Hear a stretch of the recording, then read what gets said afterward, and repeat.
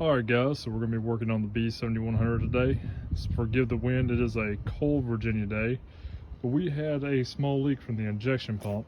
Fortunately, I don't think it's anything major because there's only two really things that can leak right here. But right here, from around the base of the injection pump, we had fuel leaking on this one right here. Now there's only a little copper seal in there and then an O-ring that seals the outside of the orifice. And it looks like the O-ring is the problem. We also have a leak we're going to address here very quickly on this injector right here. But we're waiting on the part for that. That's a little copper washer. That'll be a separate video. So if you need to replace these little O-rings, it's really simple. You need basically a Phillips head screwdriver to take loose your little injection line holders here. You also need a 17 and 19 millimeter wrench. It's going to be really hard to get a socket in here unless you have a really thin walled socket. But as far as the parts go, this is the little devil right here. You can see the old one is pretty flat. There's actually a little divot in it, and it's just probably not doing its job much anymore. I'll probably end up replacing the other two down the road. Now, if you're dealing with this, you will have to remove the line. Make sure you clean your lines. Having some brake cleaner to clean everything is a really good idea. And you'll see here on our diagram, the part that we're replacing here is number 70. Under that is also 50, which is that little copper crush washer.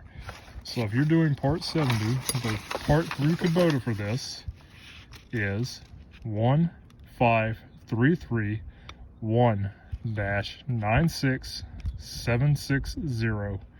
It's just a simple little O-ring. It was like $2, which is probably more than I should pay for that O-ring, but it's the proper O-ring. I know it's the right one, and not having to take the same back apart is worth it to me to spend $2. So once again, just make sure you shut off your fuel. Of course, on your fuel filter housing beforehand. I did take my air filter housing loose just because it took 30 seconds to do, and it allowed me to get my Phillips head screwdriver in there at an angle to take that loose. So just be careful, don't lose that spring. Try not to get a bunch of junk down in there because it will flow through and get into your injectors. But once again, super simple.